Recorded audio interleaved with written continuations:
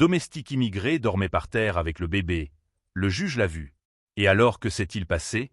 La visite à domicile commence normalement, mais le juge Robert Harrison s'arrête brusquement à la porte de la chambre du bébé. À ses pieds, sur le sol de marbre froid, une jeune femme dormait enveloppée dans une fine couverture, un enfant de 8 mois niché dans ses bras. Ce n'était pas la nounou dormant dans un lit confortable qu'il s'attendait à trouver. « Désolé de vous déranger, monsieur le juge », chuchote Margaret Whitmore, lissant nerveusement les perles de son cou. Carmen s'occupe toujours un peu trop du petit James. Parfois, elle dort ici pour mieux le surveiller. Le juge observe la scène pendant quelques secondes supplémentaires. Carmen Ruiz, tout juste âgée de 24 ans, a immigré du Guatemala il y a 2 ans, fuyant la violence qui a dévasté son village. Elle n'avait jamais imaginé que trouver du travail comme femme de ménage dans un manoir du Connecticut deviendrait un cauchemar déguisé en opportunité. L'enfant remua légèrement et Carmen se réveilla instantanément, ses yeux rencontrant ceux du juge avec un mélange de surprise et de terreur silencieuse. Elle se leva rapidement et murmura quelque chose en espagnol au bébé, qui se calma immédiatement dans ses bras. « James a eu de la fièvre toute la nuit », explique Carmen dans un anglais prudent, évitant de regarder Margaret directement. Il ne peut dormir que si quelqu'un est près de lui. Le sol, c'est plus sûr de ne pas le réveiller. Margaret força un sourire artificiel. Carmen est si dévouée. Parfois, nous devons lui rappeler qu'elle a sa propre chambre au sous-sol. Ce que Margaret n'a pas mentionné, c'est que la chambre de Carmen était un garde-manger humide et sans fenêtre, où elle dormait sur un mince matelas au milieu de produits de nettoyage et de vieilles boîtes. Les murs écaillés dégoulinaient d'humidité et l'odeur de moisissure mélangée aux vapeurs chimiques lui piquait les yeux tous les soirs. Ce que Margaret ne savait pas, c'est que Carmen avait perdu son propre fils à cause de la fièvre au Guatemala, après que la clinique locale eût été fermée par manque de fonds. Chaque nuit qu'elle passait à protéger James était une promesse silencieuse au fils qu'elle n'avait pas pu sauver. Miguel aurait le même âge aujourd'hui. 3 semaines plus tôt, Carmen avait commencé à documenter secrètement les conditions de travail chez les Whitmore. Non pas pour se venger, mais pour survivre. Les journées de 16 heures commençaient à 5 heures du matin et se terminaient après minuit. Les insultes sont marmonnées dans un anglais qu'il pense qu'elle ne comprend pas. Ces gens-là se reproduisent comme des rats. Au moins, elle sait où est sa place. Ce serait mieux si elle ne parlait pas autant espagnol avec James. Le salaire promis de 8 cents $ par semaine s'est transformé en 300 $, toujours avec des excuses sur les déductions nécessaires. Logement, nourriture, formation spécialisée. Margaret conservait les documents de Carmen dans un tiroir fermé à clé, sous prétexte de protection contre le vol. « Eh bien, » dit le juge en regardant le bébé se calmer complètement dans les bras de Carmen, « il semble que James est une excellente personne pour s'occuper de lui. » Margaret rit nerveusement. Oui, elle est très adaptée à ce genre de travail. Ces femmes ont un instinct naturel pour s'occuper des autres, n'est-ce pas? Carmen baisse les yeux, mais une étincelle de détermination brille dans son regard. Elle avait terminé le lycée avec mention au Guatemala, parlait 3 langues et rêvait de faire des études d'infirmière avant que la violence ne vienne anéantir ses projets. Aujourd'hui, chaque parole condescendante de Margaret alimente quelque chose qui grandit silencieusement en elle. Le juge prend quelques notes sur sa tablette, apparemment de routine, mais ses yeux observent chaque détail. La pâleur de Carmen, les cernes profonds sous ses yeux, la façon dont elle protège instinctivement l'enfant, même en présence des autorités. Quelque chose dans cette scène le dérange profondément. Le bureau des services sociaux a-t-il reçu des plaintes au sujet de ce foyer? Demanda-t-il nonchalamment, tout en continuant à taper sur son clavier. Margaret s'étouffa légèrement. Des plaintes? Absolument pas. Nous sommes une famille respectable, juge Harrison. On s'occupe très bien de Carmen ici. Le téléphone caché dans la poche du tablier de Carmen vibra subtilement. Un SMS provenant d'un numéro qu'elle avait mémorisé mais jamais enregistré dans ses contacts. 3 mots simples, il est temps d'agir. Alors que Margaret escortait le juge hors de la pièce, Carmen est restée dans les bras de James, murmurant doucement « India, Pocono, todo sera differente ». Ce que personne dans la maison n'aurait pu imaginer, c'est que cette visite inattendue allait déclencher une série d'événements qui allaient non seulement transformer la vie de Carmen, mais aussi réécrire complètement les règles du jeu dans l'une des familles les plus influentes du Connecticut. Et que la jeune immigrée qui dormait sur le sol détenait des secrets qui feraient perdre Whitmore bien plus qu'une simple femme de ménage. Si vous avez déjà été témoin d'une injustice déguisée en normalité, cette histoire vous touchera au cœur d'une manière que vous n'oublierez jamais.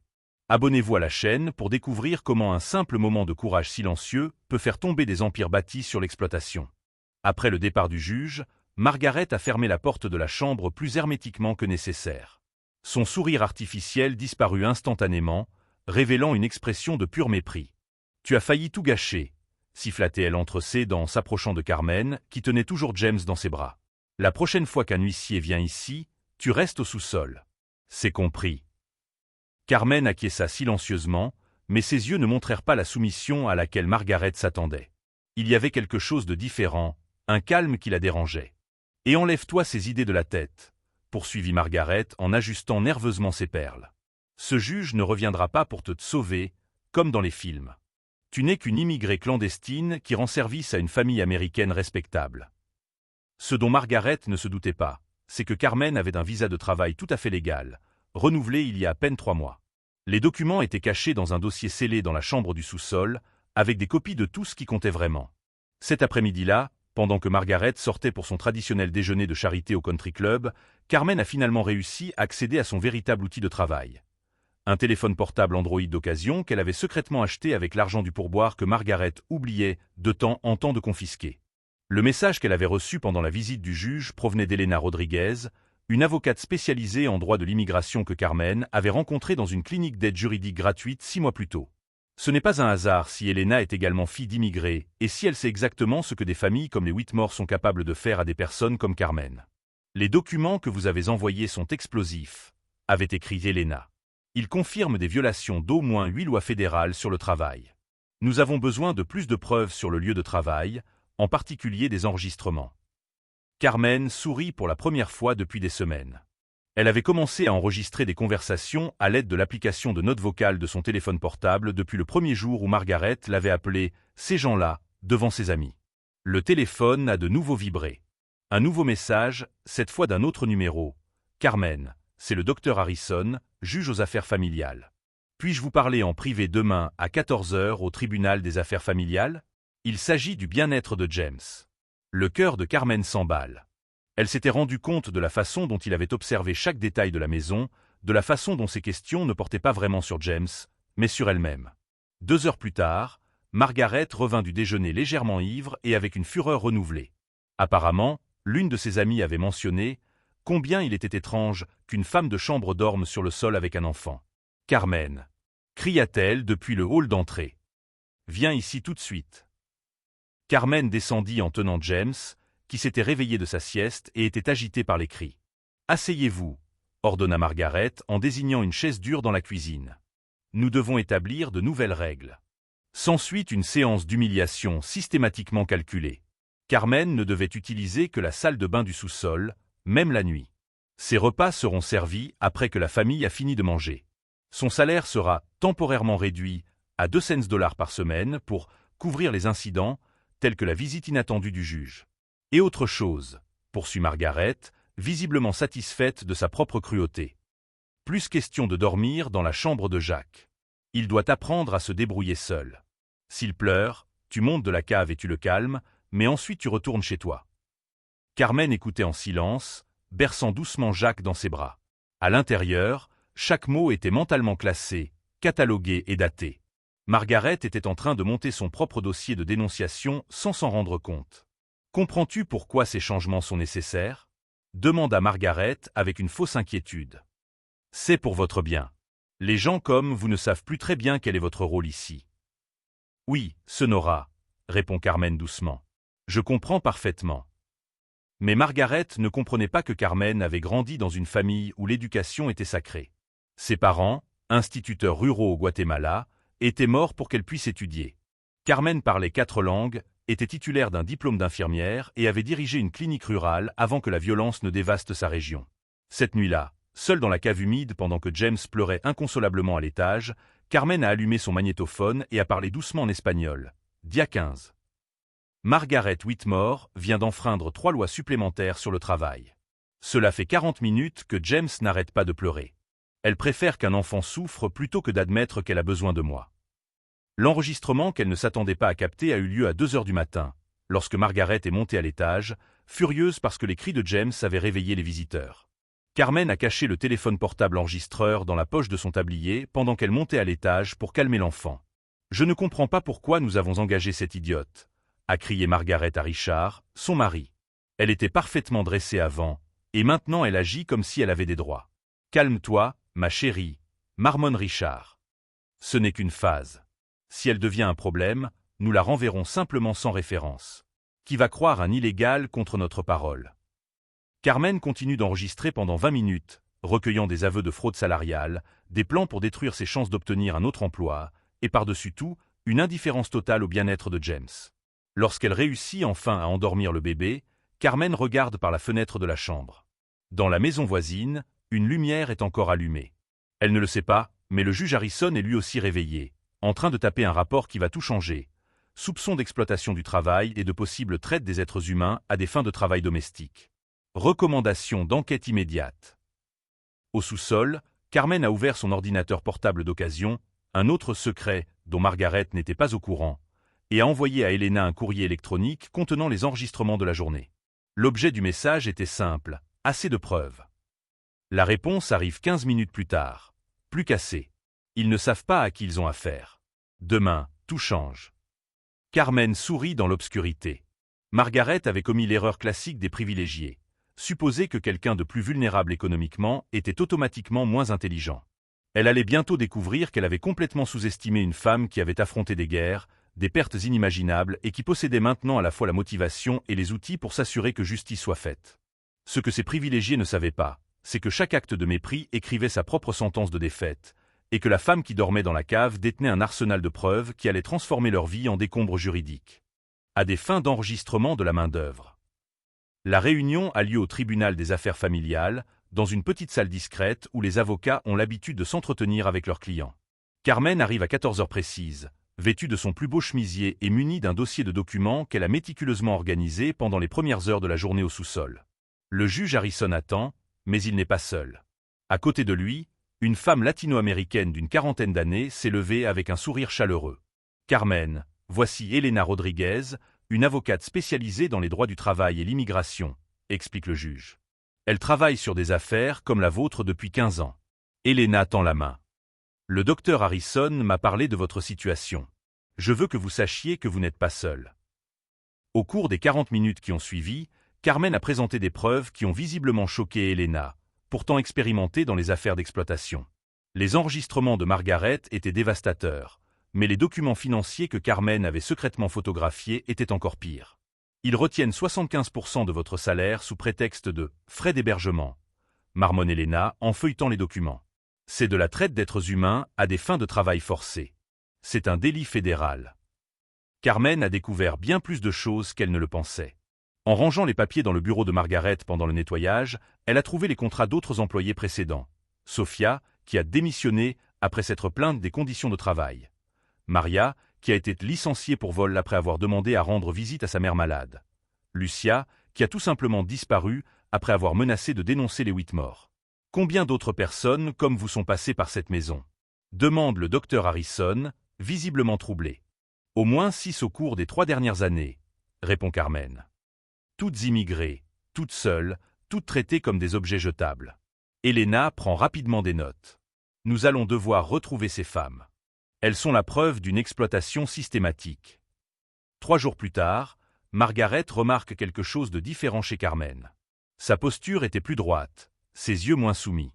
Cela l'irrite profondément.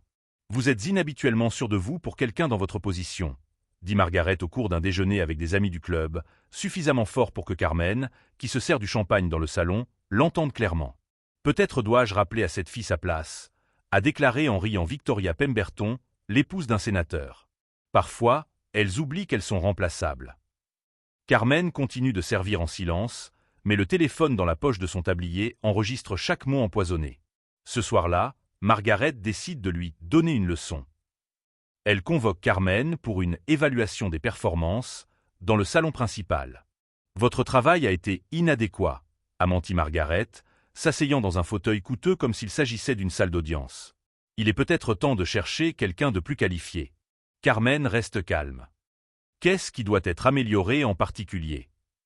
Votre attitude, répond sèchement Margaret. Vous agissez comme si vous aviez des droits ici. Comme si tu étais notre égal. Ce que Margaret ne savait pas, c'est que Carmen avait passé les 3 derniers jours non seulement à rassembler des preuves, mais aussi à les étudier. Elena lui a donné accès à la bibliothèque juridique en ligne, où Carmen a passé des heures à lire des articles sur le droit du travail, le droit de l'immigration et les précédents judiciaires. Je vois, dit Carmen calmement. Puis-je vous demander si cette évaluation fait l'objet d'une documentation officielle? Margaret cligna des yeux, déconcertée par cette question. Non, ce n'est pas nécessaire. Selon le droit du travail du Connecticut, les employeurs doivent documenter les évaluations qui pourraient aboutir à un licenciement, poursuit Carmen, sa voix conservant son ton respectueux. Surtout pour protéger les deux parties. Le silence est assourdissant. Margaret ne s'attendait pas à ce que son employé immigré connaisse le droit américain. D'où tenez-vous cette information? Demanda Margaret, sa voix perdant un peu de son autorité. À la bibliothèque, répondit simplement Carmen. J'ai le droit à l'accès public à l'éducation, comme le garantit le Code civil. En fait, Carmen a découvert quelque chose de bien plus puissant que le droit du travail. Au cours de ses recherches, elle a trouvé un dossier déposé contre Richard Whitmore pour fraude fiscale 3 ans plus tôt. L'affaire avait été réglée discrètement, mais les documents publics faisaient état d'un comportement douteux. Elena avait mis Carmen en contact avec 2 de ses ex-employés. Sophia travaillait maintenant dans un restaurant à Boston et Maria était retournée au Salvador, mais toutes 2 avaient accepté de témoigner par appel vidéo. Elles m'ont fait la même chose, explique Maria à travers l'écran de l'ordinateur portable de Carmen. Ils m'ont promis un salaire complet, puis ont inventé 1000 excuses pour ne pas me verser l'argent. Quand je me suis plainte, ils m'ont accusé d'avoir volé des bijoux. Sophia confirme le même schéma. Margaret m'a dit que je ne comprenais pas la culture américaine lorsque j'ai demandé des congés. Ils savent exactement comment exploiter notre vulnérabilité.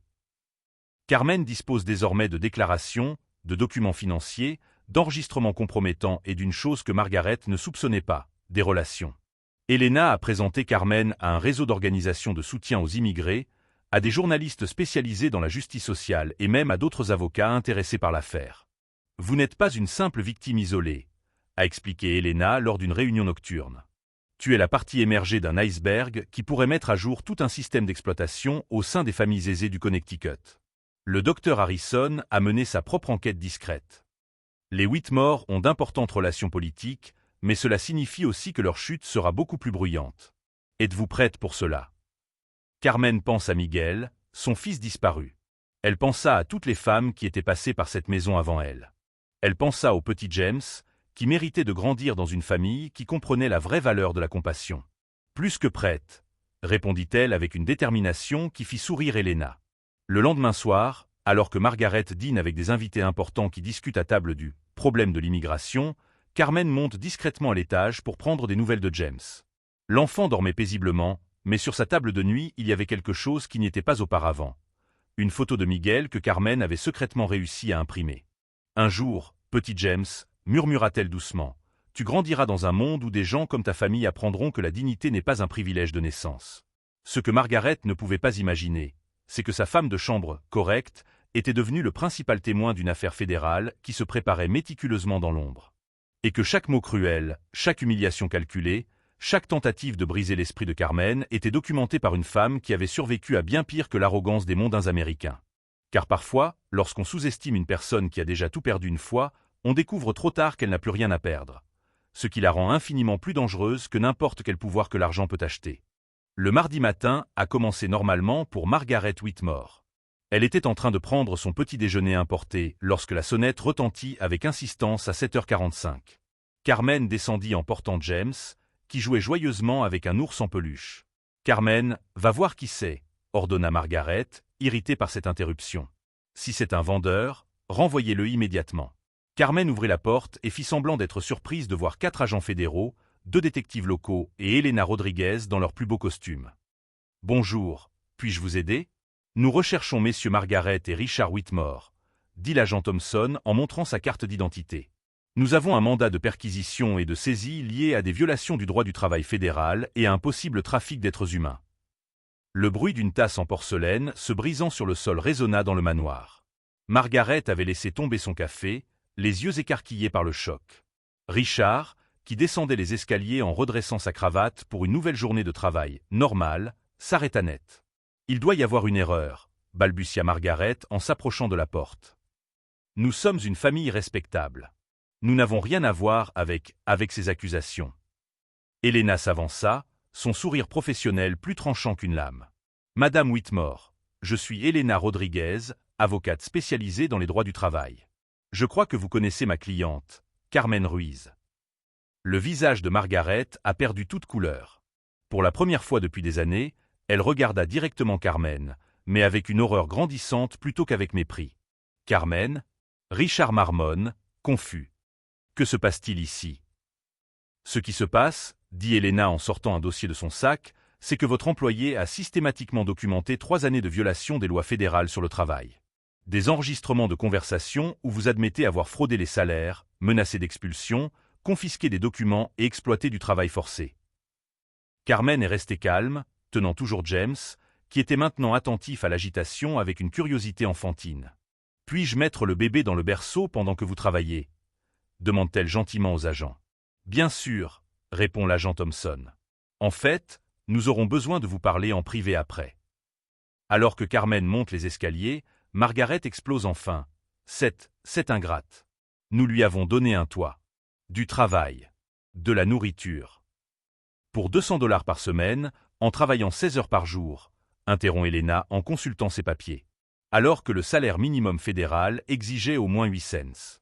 Et sur le toit, un sous-sol humide, sans fenêtre, au milieu de produits chimiques. Richard tente de retrouver son calme. Notre avocat sera là dans 1 heure. Nous ne dirons rien de plus sans représentation légale. Parfait, sourit Elena. Parce que la première audience est prévue demain à 9 heures. Et nous avons suffisamment de preuves pour justifier des poursuites pénales fédérales. Les agents ont commencé à fouiller la maison, récupérant des documents, des ordinateurs et des téléphones. Margaret assiste, de plus en plus paniquée, à la découverte du tiroir fermé à clé contenant des documents d'immigrants précédents, des contrats frauduleux et des documents financiers qui confirment le schéma d'exploitation. « J'ai trouvé les documents de Carmen », s'écrie un agent du bureau. Passeport guatémaltèque, visa de travail valable jusqu'en 2025, diplôme d'infirmière. Elle a fait des études supérieures. Elena acquiesce. Carmen est une infirmière diplômée spécialisée en pédiatrie. Elle parle couramment 4 langues et a dirigé une clinique rurale avant d'immigrer. L'expression de Margaret passa de la panique à quelque chose de proche de la terreur. Vous saviez parler un anglais parfait pendant tout ce temps. Carmen, qui était revenue après avoir accueilli James, prend enfin la parole. « Madame Whitmore, je suis titulaire d'une maîtrise en santé publique de l'Université du Guatemala. J'ai coordonné des programmes de vaccination dans 3 provinces avant que la violence ne m'oblige à fuir. » Le silence qui suit est assourdissant. Chaque insulte, chaque humiliation, chaque centime volé a été documenté, poursuit Carmen, d'une voix calme mais ferme. Pas seulement contre moi, mais aussi contre Sophia, Maria, Lucia et 5 autres femmes qui sont passées par cette maison au cours des 3 dernières années. Richard tente une dernière carte. C'est du chantage. Elle invente ses accusations. Elena rit sincèrement. Monsieur Whitmore, nous avons 47 heures d'enregistrement audio où vous admettez avoir commis des crimes fédéraux. Nous avons le témoignage de 8 anciens employés. Nous avons vos propres documents financiers qui montrent une évasion fiscale liée au non-paiement des taxes sur le travail. Le téléphone de Margaret sonne. C'est Victoria Pemberton, son amie du country club. Margaret, chérie, as-tu vu les nouvelles? Il parle d'une enquête fédérale sur le travail des esclaves dans le Connecticut et... Margaret raccroche le téléphone, les mains tremblantes. Les nouvelles sont déjà à l'antenne, confirme Elena en consultant son propre téléphone. Channel 8, Channel 12 et le Hartford Courant. Le titre est « L'élite du Connecticut est accusée d'exploiter les immigrés comme des esclaves des temps modernes ». Carmen regarde Margaret s'effondrer, s'asseoir sur une chaise et se mettre à pleurer. Non pas des larmes de regret, mais de colère et d'apitoiement. Cela va ruiner notre réputation. Le club. Les affaires de Richard. Madame Whitmore, dit doucement Carmen, j'ai dormi sur le sol froid pendant 8 mois pour protéger votre fils parce que j'ai perdu mon propre bébé. J'ai travaillé 16 heures par jour pour $200 parce que j'avais besoin de survivre. J'ai supporté tes insultes parce que je n'avais pas le choix. Elle marque une pause, regardant droit dans les yeux la femme qui l'a humiliée quotidiennement. Mais toi, tu avais le choix. Chaque jour, tu as choisi la cruauté alors que tu aurais pu choisir la compassion. Vous avez choisi l'exploitation quand vous auriez pu choisir la justice. Ce ne sont pas de fausses accusations, Madame Whitmore. Ce sont des conséquences. L'agent Thompson est revenu avec une boîte pleine de preuves. Madame Ruiz, il faut que vous veniez avec nous pour formaliser votre déclaration. Madame Whitmore, vous et votre femme devez nous accompagner pour l'interrogatoire. Alors que Margaret et Richard sont escortés hors de leur propre demeure, les voisins se rassemblent sur les trottoirs. Les journalistes arrivent avec leurs caméras et les sirènes coupent la tranquillité du quartier d'élite du Connecticut. Carmen se tient dans l'embrasure de la porte, toujours vêtue de son tablier de travail, observant la femme qui a tenté de lui briser l'esprit et qui est emmenée menottée vers la voiture de police. « Carmen », chuchote Elena à côté d'elle, « comment te sens-tu » Carmen pense à son fils Miguel, qui ne connaîtra jamais la justice. Elle a pensé à toutes les femmes qui, comme elle, dormaient encore dans des caves humides à ce moment précis. Elle a pensé au petit James, qui grandirait en sachant que la première personne qui s'était occupée de lui avait eu le courage de faire ce qu'il fallait. « J'ai le sentiment que la vérité a enfin une voix », a-t-elle répondu, et que le prix de la dignité est parfois d'avoir la patience de documenter chaque injustice jusqu'à ce qu'elle ne puisse plus être ignorée. Mais ce que Carmen ne savait pas encore, c'est que ce jour-là ne marquerait que le début d'une transformation qui changerait non seulement sa vie, mais créerait des vagues de changements dans tout le système qui permettait à des familles comme les Whitmore d'exercer leur petite tyrannie domestique sans conséquence. Parce que parfois, une seule voix courageuse est tout ce dont le monde a besoin pour lui rappeler que la justice retardée reste la justice. 6 mois plus tard, Carmen Ruiz est assise à une table en verre dans le cabinet d'avocats Rodriguez et Associates, non pas en tant que cliente, mais en tant qu'associée spécialisée dans les droits des immigrants. Sa maîtrise en santé publique, désormais dûment validée aux États-Unis, ornait le mur à côté d'une photo d'elle recevant un prix des droits de l'homme des mains du gouverneur du Connecticut. La transformation a été si complète que les journalistes cherchent encore à interviewer l'infirmière qui a fait tomber une dynastie du Connecticut. L'affaire Whitmore a fait jurisprudence, entraînant la création de nouvelles lois sur le travail qui protègent spécifiquement les travailleurs domestiques immigrés. Elena entre dans la pièce avec une mallette et un sourire satisfait. Margaret vient d'accepter le règlement final. 400 000 $ de compensation pour vous, plus 50 000 pour chacun des 8 ex-employés que nous avons trouvés. Carmen acquiesce calmement. L'argent n'avait jamais été l'objectif principal, mais il permettrait à toutes les femmes exploitées par les Whitmore de reconstruire leur vie dans la dignité. Et le petit James ? Demande Carmen, comme chaque semaine. Il est chez sa tante paternelle à Boston. Apparemment, elle a toujours soupçonné Margaret, mais n'a jamais eu le courage d'agir. Maintenant, elle fait un procès pour obtenir la garde permanente. L'ironie était presque poétique. Margaret, qui avait humilié Carmen en disant qu'elle ne serait jamais une mère, pour James, avait perdu le droit même d'être appelée mère. Le tribunal pour enfants a jugé que l'exploitation dont elle avait fait l'objet à la maison la rendait inapte à s'occuper d'un enfant. À l'autre bout de la ville, Margaret Whitmore balayait les sols dans un restaurant de New Haven. Le seul emploi qu'elle ait pu trouver après que les inculpations fédérales eurent complètement détruit sa réputation sociale. Richard avait déménagé en Arizona, fauché et divorcé, travaillant comme courtier en assurance dans une ville où personne ne connaissait son nom. Le country club avait annulé son adhésion. Ses amis mondains changeaient de sujet lorsque quelqu'un mentionnait son nom. Le manoir du Connecticut a été vendu aux enchères pour payer les dettes juridiques et les amendes fédérales. Vous savez ce qu'il y a de mieux ? Elena rit en feuilletant des documents. Victoria Pemberton, son amie snob, est venue me voir la semaine dernière. Apparemment, sa femme de chambre a aussi commencé à enregistrer des conversations. Carmen sourit. L'affaire avait suscité une vague de plaintes dans toute la région. Les familles riches qui se sentaient autrefois intouchables traitaient désormais leurs employés avec un soin presque excessif, sachant qu'un seul enregistrement pouvait détruire des décennies de prestige social. Le docteur Harrison était devenu un allié de poids, usant de son influence judiciaire pour accélérer les changements dans le système. Carmen a démontré qu'il n'est pas nécessaire de crier pour se faire entendre, a-t-il déclaré lors d'une interview. Parfois, la justice la plus puissante naît d'un silence stratégique. 3 semaines plus tard, Carmen était à l'aéroport, se rendant au Guatemala pour la première fois depuis 3 ans. Mais à présent, elle ne fuyait plus la violence. Elle revenait pour ouvrir une clinique rurale financée en partie par la compensation Whitmore. Le projet offrirait des soins médicaux gratuits et une formation au droit du travail pour les femmes qui envisagent d'immigrer. Chaque femme à qui je peux apprendre à documenter les abus est une Margaret Whitmore qui ne pourra pas répéter ses crimes, a-t-elle déclaré aux caméras de télévision de l'aéroport. Le cercle se refermait parfaitement. L'argent que Margaret avait utilisé pour humilier et exploiter finançait désormais la dignité et l'éducation de femmes comme Carmen l'avait été. Pendant le vol, Carmen a ouvert une enveloppe qu'Elena lui avait donnée. À l'intérieur se trouve une lettre manuscrite de James, qui a maintenant 2 ans, adressée à son nouveau tuteur. « Merci de t'être occupé de moi quand j'étais petit. Maman Maria, sa tante, m'a dit que tu m'avais toujours protégé. Un jour, quand je serai grand, je veux aider les gens comme tu m'as aidé. » Les larmes coulent en silence. Miguel, son fils disparu, n'aurait jamais la chance d'écrire une telle lettre. Mais d'une manière ou d'une autre, grâce à James, sa mémoire avait trouvé un moyen de vivre. En première classe, un surclassement qu'elle pouvait désormais s'offrir, Carmen réfléchit à la leçon la plus importante de toute cette expérience. La vengeance la plus dévastatrice n'avait pas été de détruire Margaret Whitmore. Elle avait consisté à transformer chaque acte de cruauté en carburant pour construire quelque chose de plus grand et de plus significatif que n'importe quelle humiliation. Margaret a tenté de briser son esprit en la qualifiant de « bonne à servir ».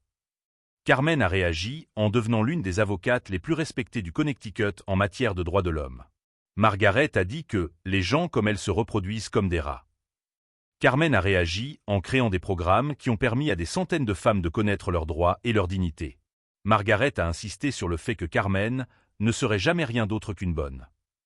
Carmen a répondu en construisant un héritage qui protégerait les générations futures de femmes de l'exploitation qu'elle avait subie. Alors que l'avion décolle pour le Guatemala, Carmen sourit en pensant à la différence entre la vengeance et la justice. La vengeance ne détruit que l'ennemi. La justice transforme le monde entier autour du problème. Margaret Whitmore a tout perdu parce qu'elle a choisi de considérer Carmen comme une personne jetable. Carmen a tout gagné parce qu'elle a choisi de considérer l'injustice comme transformable. Carmen a découvert que la meilleure vengeance n'était pas de faire souffrir Margaret, mais de faire en sorte qu'aucune femme n'ait jamais à dormir sur le sol d'un manoir pour protéger son enfant de quelqu'un qui la méprise pour ses origines. Si vous avez déjà été confronté à des injustices qui vous semblaient impossibles à surmonter, souvenez-vous de cette histoire. Parfois, la plus grande victoire n'est pas de vaincre ceux qui nous ont fait du mal, mais d'utiliser cette douleur pour construire des ponts afin que d'autres n'aient pas à franchir les mêmes gouffres. Abonnez-vous à la chaîne pour découvrir d'autres histoires qui prouvent que la dignité gagnée avec intelligence l'emporte toujours sur les privilèges hérités avec cruauté.